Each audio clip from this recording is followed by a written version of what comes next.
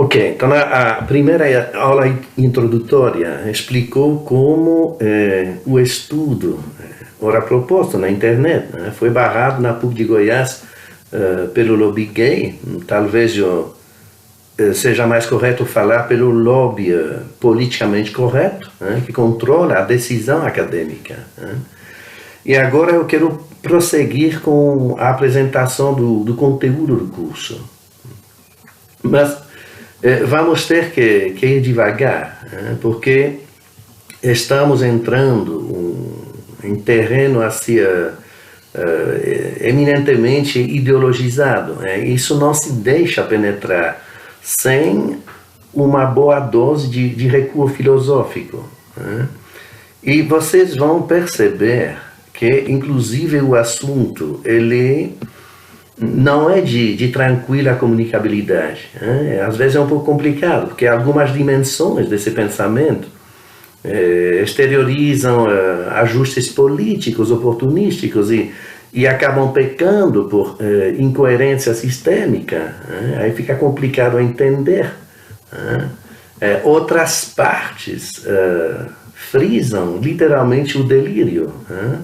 Mal se deixam explicar no quadro de uma racionalidade compartilhada em ambientes minimamente equilibrados, E tudo isso, de qualquer forma, a toda hora, os postulados, os argumentos, as ideias, elas fogem constantemente à lógica terráquea e tomam o rumo da Lua. Então, vocês vão perceber que pela articulação de conceitos, a concatenação de ideias, não é mesmo? O que impele essa narrativa de gênero não está realmente no mundo. Inversamente, o que de fato move o mundo não se reencontra em tal imaginário. Por exemplo, a simetria entre substrato biológico e discurso, por exemplo, é patente, é óbvia.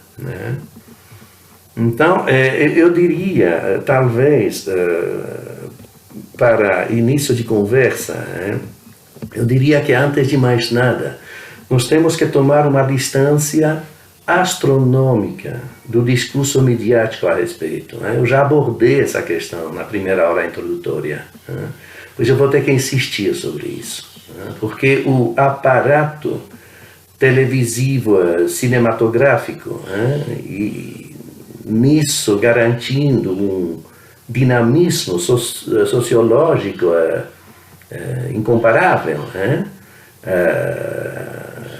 ele se entrega a um poderoso pensamento único, que anestesia, que manipula a opinião pública meio que sem apelo, não tem chance, quer dizer, o bombardeio é maciço. Então, o homossexualismo político domina a telecomunicação audiovisual. E através disso vai incutindo percepções, vai balizando sensibilidades, não é? Vai inventando verdades que confundem o espírito desprevenido. Então, realmente não é fácil organizar o conhecimento nesse carnaval de imagens.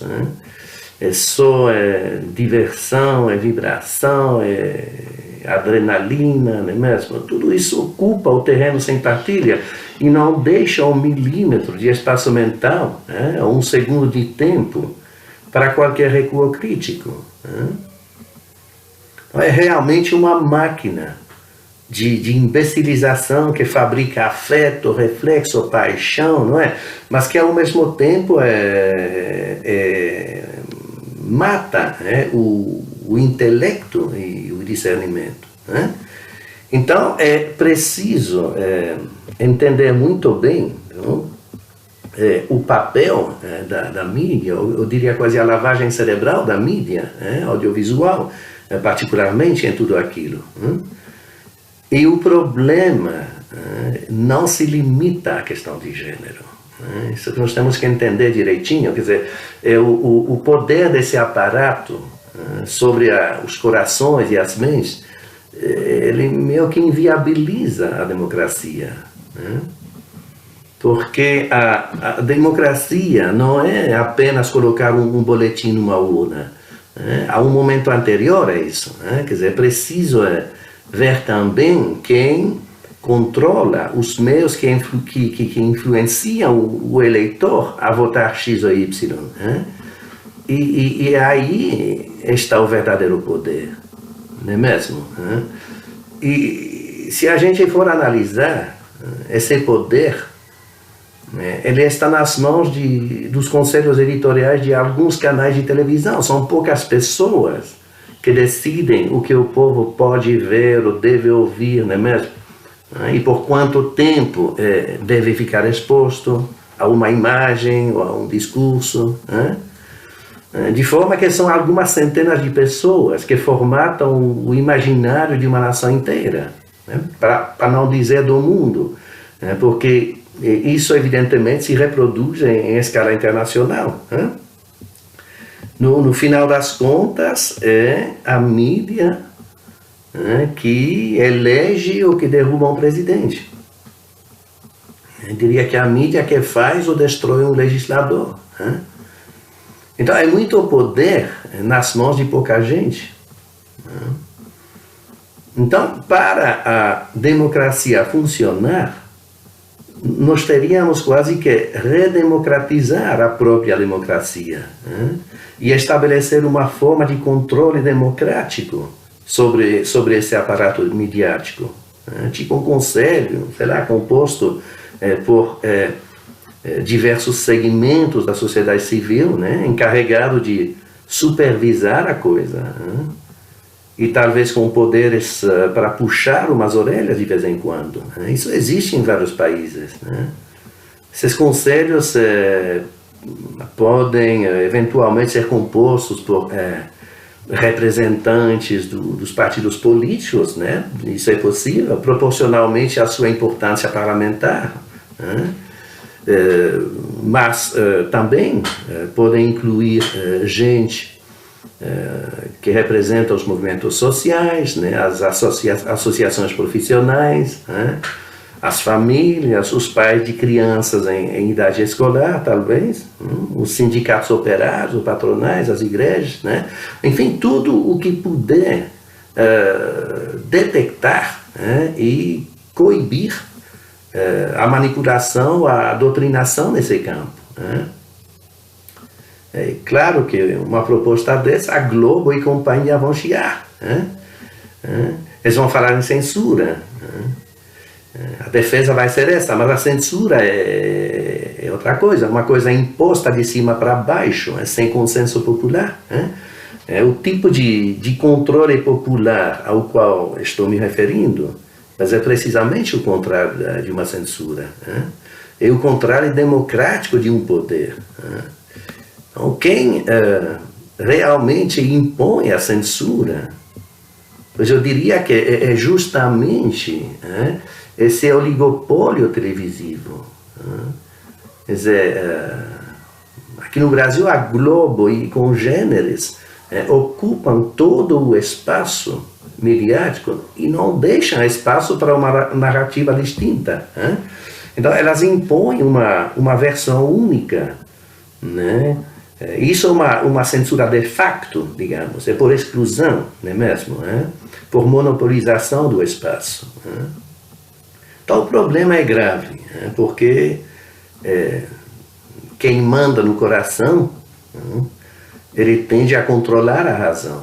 Quer dizer, a emoção ela leva o intelecto, meio que como o vento empurra o barco, ela direciona o olhar, ela define o rumo, não é mesmo? E por mais talentoso o timoneiro, então a navegação ela permanece sempre tributária desse sopro primeiro, e por mais sensata a mente, o juízo sempre depende dessa impressão de início.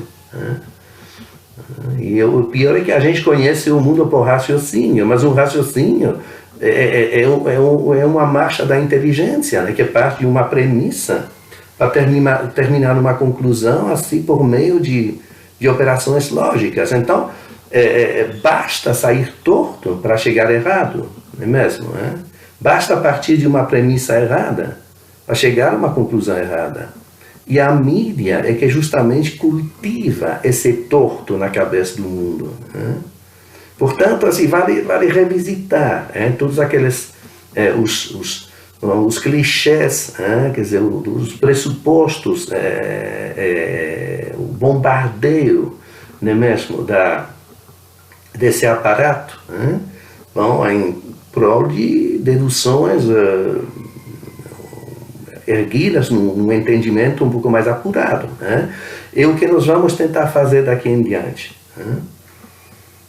Então, nós vamos ver, inclusive, que a extensão do escopo analítico para além da fachada retórica em questão, revela um choque que em muito ultrapassa essa ingenuidade festiva, geralmente dedicada ao assunto. Então, a coisa não se resume à parada gay. O que está em jogo é realmente a escolha fundamental entre duas culturas, entre dois modos distintos de se relacionar com a realidade, entre duas formas diversas de lidar com a vida. Então, são duas maneiras opostas de entender a realidade, a vida até a morte. Então, é uma colisão e tanto de valores, de sistemas éticos, de ideais humanos. É isso realmente que está em jogo com essa questão de gênero. E releva lembrar, de saída, que existe fato e construção de fato. Nós vamos ter, então, que ter muito cuidado com tudo aquilo. Repito que é um assunto sutil, é delicado. Então, não tem que dissecar sem qualquer relato, qualquer narrativa, não tem que dissecar, porque todo relato é seletivo. E a compreensão que prevalece depende tanto do que se diz quanto do que se omite. Não é mesmo? Logo, para mensurar um conteúdo, é preciso investigar o contexto, tudo aquilo, mas também o filtro mental usado para abordar o objeto. E, sobretudo, a intenção final, a intenção política final do argumento. Então, nós vamos perceber também que a forma de falar não é inocente. As palavras, elas não têm vida autônoma, em tese, pelo menos. Elas possuem um significado porque evocam alguma coisa no plano material, espiritual, afetivo. Elas evocam alguma coisa no mundo. Mas as palavras, elas acabam gerando ideias, das quais nascem mais ideias. E todas essas ideias, elas tendem a distanciar-se da realidade, meio que para alimentar jogos de espelhos, de coerência aparente, porém sem verdadeiro compromisso com o referencial de base, sem verdadeiro compromisso com o mundo real. E o intelecto, então, ele se torna refém de uma lógica de ideias, que nós chamamos de ideologia, justamente porque é uma lógica de ideias. E essa ideologia, ela ofusca, ela deforma, ela interrompe de vez o caminhar da mente. Então, nós vamos ter que desmontar essa armadilha. Às vezes, nós vamos ter que desconstruir para utilizar justamente uma terminologia comum nos meios que nós vamos estudar. Quer dizer, nós vamos ter que, inclusive, desconstruir o desconstrutivismo. E, de qualquer forma, o desmonte, como diz, a guerra na qual nós vamos entrar, ela é eminentemente verbal. Se trata de uma guerra de manipulação semântica, terminológica, não é mesmo? E o desmonte dessa armadilha ela passa por um mínimo de como método, não é mesmo? Uma postura, que a gente chama de ruptura epistemológica em ciência, não é mesmo? Nós vamos tentar remontar a cadeia dos pressupostos, das premissas, não é mesmo? Para meio que desvendar seu substrato e avaliar sua real consistência. Então, você quer ver um exemplo? No caso do estudo, o itinerário, ele poderia bem começar com essa acusação de preconceito que é tão comum, né? Quer dizer, a mídia ecoa isso sistematicamente, martela isso no subconsciente popular, não é mesmo? Então, eu estou, evidentemente, voltando mais uma vez a esse fenômeno de lavagem cerebral midiática, que nós sabemos que a gestão de opinião pública é um fenômeno de sempre, sempre houve na história, mas os modismos odiernos, eles inundam o planeta globalizado em questão de segundos, via satélite, evidentemente, né? Então, importa bem examinar com cuidado o termo em questão, o preconceito em questão. Porque, na minha interpretação, ele perde o alvo semântico por um prefixo.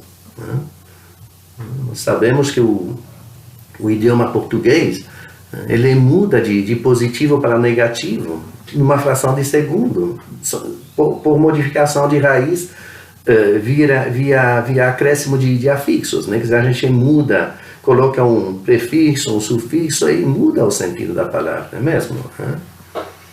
Então é por uma sílaba, a mais ou a menos, inverte por completo o recado, e isso engana, evidentemente, o interlocutor desatento.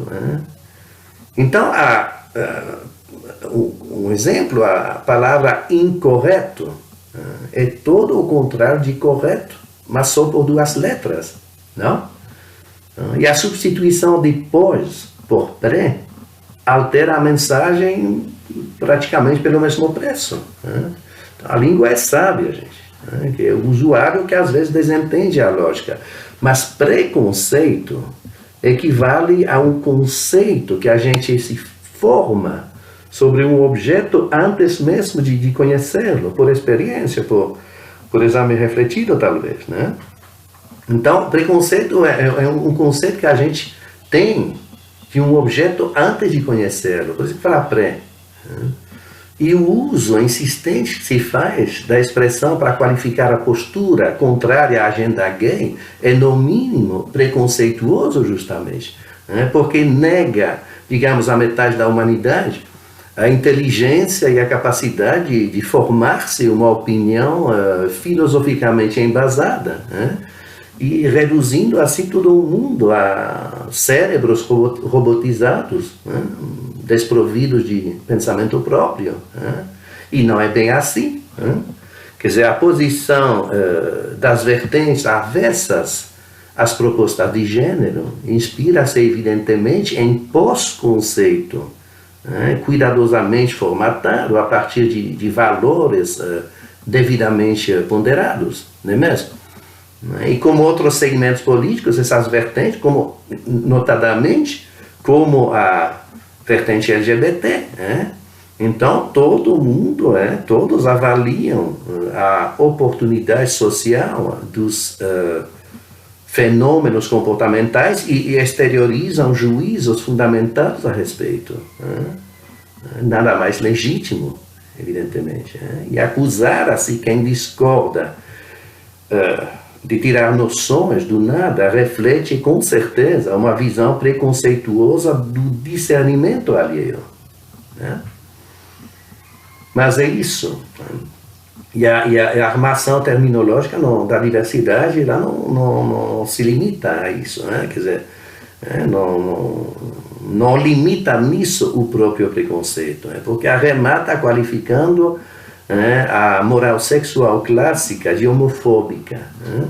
Então sabemos que a rotulagem é uma astúcia inquisitória bem conhecida, e ela visa interromper o processo cognitivo sempre que a ameaça descer a um fato incômodo. Então, é uma maneira de um interruptor, vamos desligar a chave. Quer dizer, por mera desqualificação do interlocutor e sem qualquer investigação de conteúdo, quer dizer, a rotulagem, ela interdita a crítica, ela proíbe o uso do entendimento, simplesmente com etiquetas que apagam a luz da razão, para deixar a realidade no escuro, não é mesmo?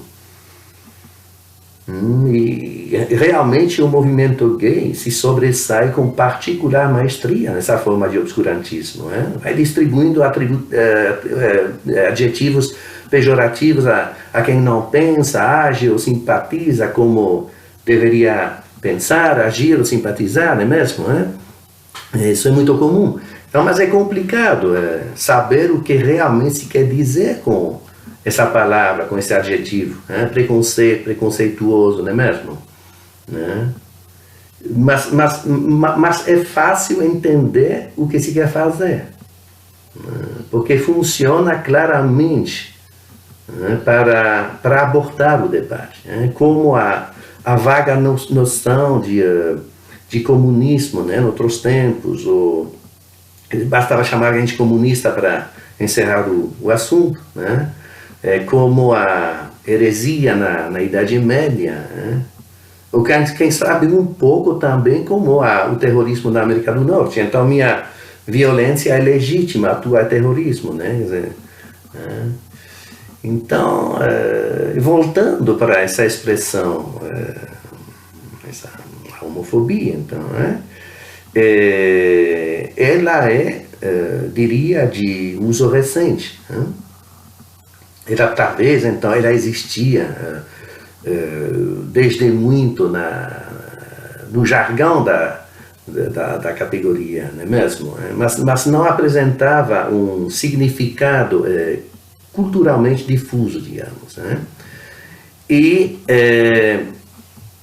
a expressão foi oportunamente propagada justamente para desumanizar o oponente, para desautorizar qualquer posicionamento adverso.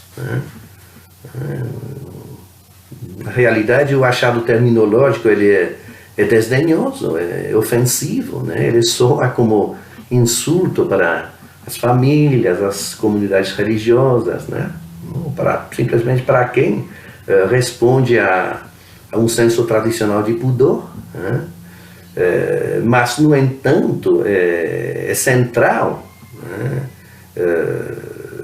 na mecânica mental em pauta, visto que permite justamente deletar meia sociedade no momento de fazer a conta geral dos direitos e deveres, porque homofóbico, homófobo, evidentemente, não merece espaço na equação assim maquinada. E quem não existe, então, não faz jus à consideração e não é digno de direitos. Então, temos que ter muito cuidado com toda essa manipulação semântica, porque a guerra conduzida pelo pensamento politicamente correto, eu repito, eu não vou poder repetir o suficiente, ela é verbal. Ela se trava basicamente no plano do simbólico, então, manipulação retórica. E pior que é sempre mão única. Isso daí é uma coisa que nós devemos reparar de início também. Quer dizer, neurônio gay feminista é mão única, funciona mão única, é unidirecional. Quer ver um exemplo? Pega aquele caso daquele pastor Feliciano, não é mesmo? Que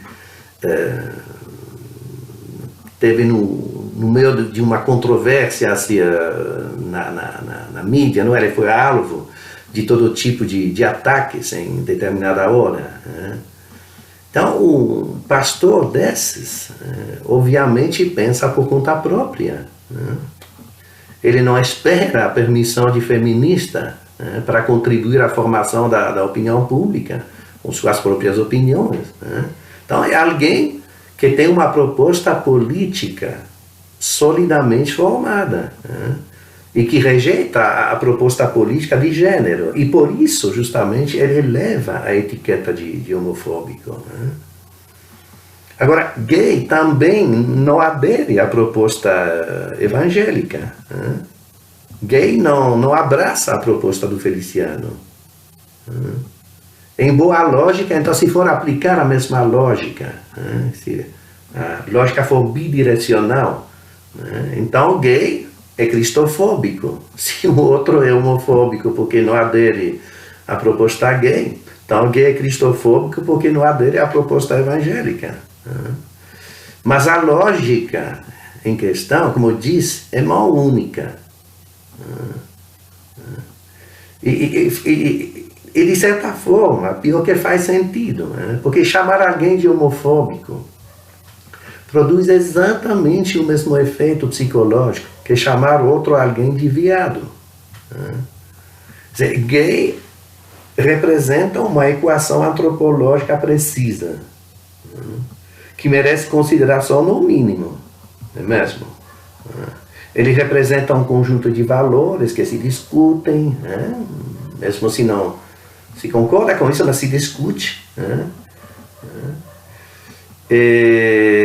Mas se discutir isso me causar incômodo, se me causa incômodo confrontar meus valores a esses valores, se o debate me causa desconforto psicológico, se tentar entender o outro abala meu equilíbrio cognitivo e minha visão de mundo, então eu posso simplesmente chamar ele de bicha ou viado e assim dispensar o questionamento das minhas próprias convicções e do meu próprio condicionamento.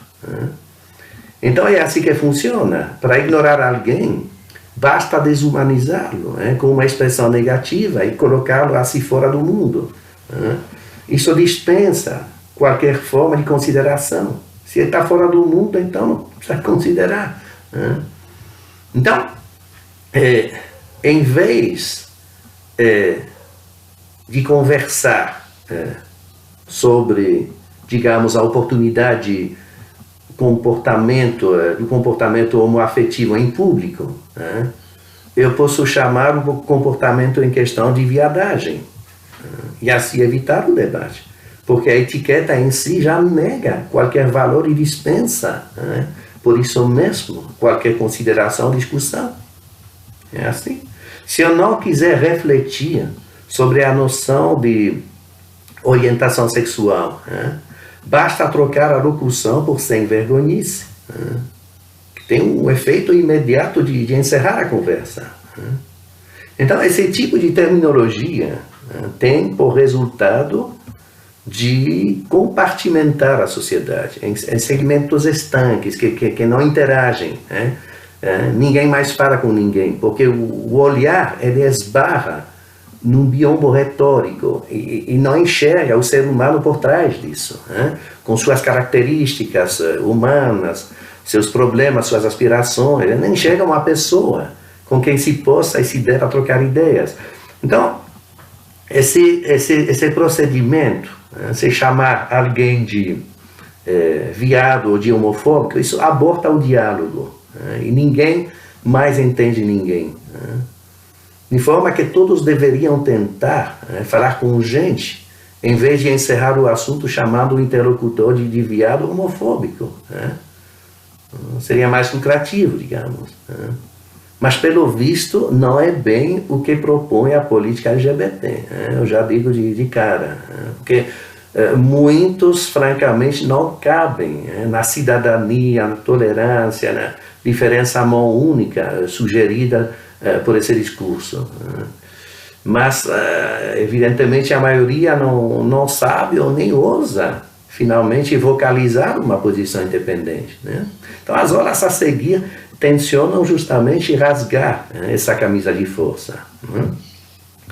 Quer dizer, o que gay, bissexual, transexual, intersexual, lésbica, travesti, seja o que for, chama de estereótipo, outra palavra central, quer dizer, está muito na moda.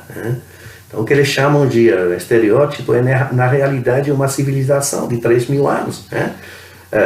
Demoramos 3.000 anos para chegar a construir essa civilização, e quem compartilha desses valores nutre, evidentemente, o legítimo orgulho dos próprios princípios e modelos. Quer dizer, não há apenas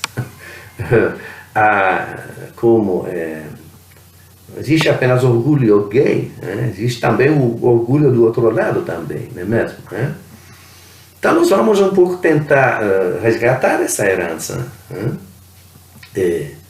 E, evidentemente, isso implica, antes de mais nada, defender a liberdade individual. Quer dizer, aí a democracia, ela abre uma ampla esfera de livre-arbítrio, onde o Estado não se intromete, sob pena de resvalar para totalitarismo. Logo, o nosso exame, ele vai sempre se abster de qualquer juízo sobre condutas sexuais em recinto privado. Isso não é assunto da gente. Inclusive, ninguém, francamente, quer saber o que gay faz na intimidade. Isso é problema dele, questão de livre-arbítrio. Na realidade, o discurso de gênero, ou digamos assim, a estratégia vitimológica gay, tende a apresentar a coisa sob esse ângulo. Não? Eles se dizem perseguidos porque tem uma sexualidade diferente, mas sinceramente ninguém se importa muito com o que cada um, com o que gay faz entre quatro paredes. Quer dizer, talvez muitos não acham isso uma boa ideia, que seja então. Mas da mesma forma que gay não fica pensando no que os outros fazem na cama, então os outros também não têm tempo para pensar o que ele faz. Só uma pessoa doente ou perversa teria tempo para esse tipo de desvio. Então, em resumo, pode ficar tranquilo que eu não meto o nariz, digamos, nas coisas dos outros. Então não tenho tempo para perder com isso. Para mim, se gay quiser se achar borboleta e pular de um prédio, eu não me importo. Quer dizer, o problema, evidentemente, é quando ele quer me obrigar a pular juntos. Porque, tipo assim, quando ele quer me obrigar a repensar e reconstruir todo o espaço público, institucional, todo o quadro civilizatório no qual eu vivo. Aí, evidentemente, eu vou questionar. Por exemplo, vou questionar a conveniência da chamada manifestação homoafetiva em ambientes socialmente compartilhados, porque nós estamos numa esfera pública. Vou questionar também a pertinência de revisar meu senso de pudor, meus códigos morais. Com certeza vou questionar os atentados à liberdade de expressão. Isso daí é até o ponto que me fez reagir de primeira. Quer dizer, a liberdade de expressão é a base do nosso sistema. Quer dizer, queremos resolver os problemas conversando e não trocando tiros. Daí a palavra parlamento, da mesma raiz que falar, não é mesmo? Criamos espaços institucionais específicos para trocar ideias de forma civilizada. E uma universidade é justamente esse espaço por excelência. Aí vem a turma e mata a liberdade de expressão, justamente onde ela deveria exercer-se sem limite. Então, nisso destrói o mais sólido indispensável pilar institucional da democracia. Se você pensar bem o que a PUC fez sob a influência do lobby gay, é precisamente isso. A PUC ela oferece não é a PUC, vocês podem apresentar esse projeto em qualquer universidade do Brasil, vai ser até o mesmo resultado. Quer dizer, o homossexualismo político manda nesse ambiente. Então, a liberdade que eles oferecem, a liberdade, então, a moda politicamente correta, a moda do lobby gay, ela lembra estranhamente a liberdade antigamente concedida à mulher nas quatro paredes da cozinha. Quer dizer, na cozinha era soberana, ela mandava, então ela podia decidir se ia cozinhar um frango, uma costela, ela podia decidir entre usar um avental azul ou amarelo. Então o marido ficava calado, ela que mandava, pois grande vantagem. E da mesma forma a PUC, ela diz que pode escolher, pode estar livre para pensar e raciocinar, para estudar, está livre para ensinar, está livre para tocar ideias, tudo bem, mas desde que nos limites estreitos do pensamento politicamente correto, desde que nos limites estreitos do construtivismo, do Foucault, do pós-modernismo. Então, nesses limites estreitos, a liberdade é total, mas além desses limites, não pode porque é homofobia. Então, bem, com certeza, o resgate da liberdade de expressão, a análise desse fenômeno a qual estou me referindo, como essa censura, a análise da censura em questão, irá permear as aulas do início até o fim. Quer dizer, um ponto fundamental para mim, uma parte fundamental da nossa matéria. Mas também nós atacaremos essa questão dos atentados à liberdade de religião. Nós estamos um pouco no mesmo campo, na realidade. Esses ataques à liberdade de religião são muitos e muito bem documentados. Então, vou trazer tudo isso para vocês.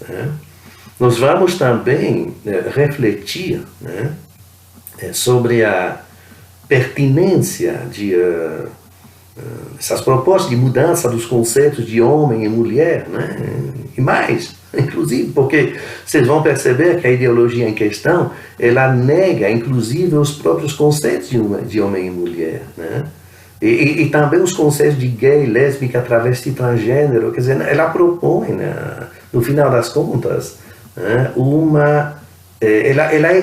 vamos dizer, a sexualidade que a ideologia de gênero propõe, exclui a priori a noção de estabilidade de identidade. Não tem mais como ter uma identidade estável, não tem mais como ser hétero, homo, gay, lésbica, não é mesmo? Quer dizer, a ideologia de gênero, ela sugere uma sexualidade instável, e fluida, pastosa, meio que aleatória, que muda assim, de um segundo para outro. Então, eu garanto para vocês que logo ficaremos com saudade do bom velho gay, porque o modelo antropológico que está na prancheta é uma criatura sem precedentes na história, que oscila entre ET e Godzilla, de sorte que examinaremos então tudo aquilo. Evidentemente também, quer dizer, estudaremos as propostas de mudança do quadro institucional em que se organiza, né? O casamento, reprodução, a filiação, a educação, a penetração dessa ideologia da educação, né? Vai ocupar a gente um bocado, né? E outras feições conexas, né? Então, as primeiras aulas vão atacar a construção ideológica e a gênese histórica do gayismo nos Estados Unidos, né? Quer dizer, que a Meca em contexto, né, dessa tendência, e também é a terra dos mais relevantes profetas, né? Então, nós vamos ressaltar, né, os mecanismos de colonização cultural, né, e aquele mimetismo centro-periferia, né, clássico, né, na história do mundo, né, Brasil em todo caso, né? E nós vamos tentar mostrar a incubação e a normatização de um estilo de vida no plano interno norte-americano para a subsequente projeção na ONU, né? E irradiação pelo mundo afora via maquinaria internacional de proteção dos direitos humanos, né? Que teve uma desvio tremendo nesses conceitos de direitos humanos, né? E agora é um conceito usado para esses fins, basicamente, né?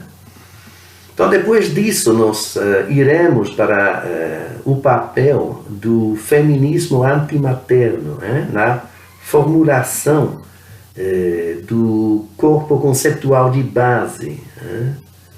E também a contribuição, né? Veremos a contribuição da teoria desconstrutivista no processo de elevação, então, do aborto, né? E toda uma série de práticas sexuais, né? A Estatuto de Direitos Fundamentais, a Estatuto de Direitos Humanos, né? E estudaremos também a carona do movimento gay na noção de minoria, então providencialmente disponibilizada na campanha para igualdade civil nos negros norte-americanos. Então, vamos ver como o movimento gay ele vai pegar carona, ele vai entrar de penetra, então, numa festa, para a qual ele não tinha sido convidado, inicialmente. Ele vai se apropriar, então, ele vai usurpar, de certa forma, essa noção de minoria, deixar o negro marchar e apanhar da polícia e passar no caixa, fim de circuito, e embolsar os frutos de graça. Então, nós vamos estudar toda essa parte da história. A partir daí, nós dissecaremos os métodos de militância, né, as estratégias de lobbying legislativo e a conquista do espaço na imprensa audiovisual e escrita, os avanços em Hollywood, né, e bem como a penetração nas escolas, né, e nos programas educacionais em geral, né. Aí nós daremos uma atenção particular às práticas de bullying acadêmico, de assédio judiciário também. Quer dizer, que há uma certa instrumentalização do judiciário por parte do movimento gay. Então, nós estudaremos tudo aquilo, quer dizer, também a perseguição administrativa, e o fenômeno muito bem documentado que eu chamaria de cristofobia. Então,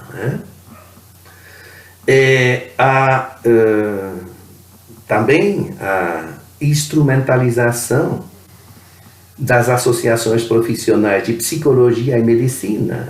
Isso daí é uma coisa que merece muita atenção, mas também o patrocínio das fundações filantrópicas, quer dizer, a Fundação Rockefeller, Ford,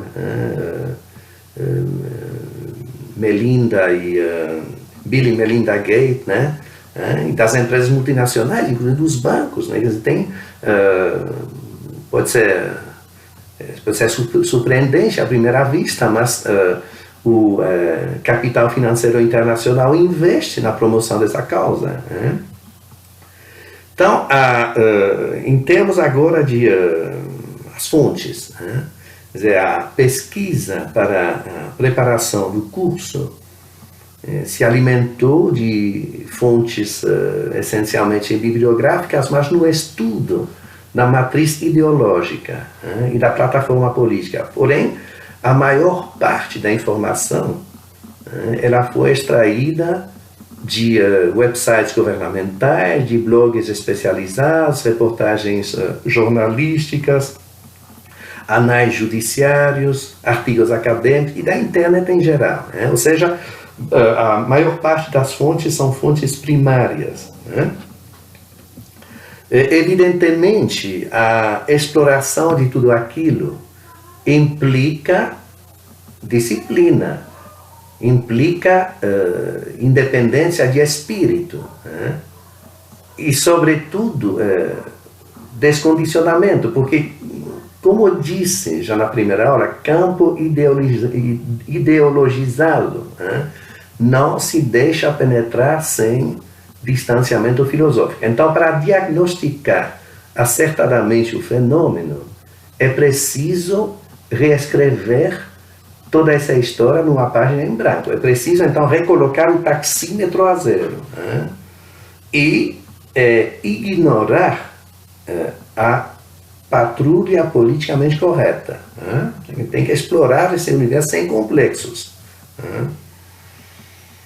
E que eu disse, nós vamos tentar refletir sem censura sobre essa proposta antropológica e política, não é mesmo? Por trás dessa parede oratória, do estereótipo, da discriminação, do preconceito, da intolerância, da igualdade, androcentrismo, homofobia e toda essa fraseologia que oculta justamente a arquitetura global de uma engenharia cultural meio que sem precedentes na história. Então, que tem a ver, inclusive, com a negação da natureza, no mais profundo e íntimo plano da sexualidade humana, que tem a ver com a rejeição das noções de homem e mulher, como eu disse, que tem a ver com a indiferenciação do masculino, do feminino, a adulteração do casamento, os ataques à família, a desfiguração de tantos outros conceitos sociais estruturantes,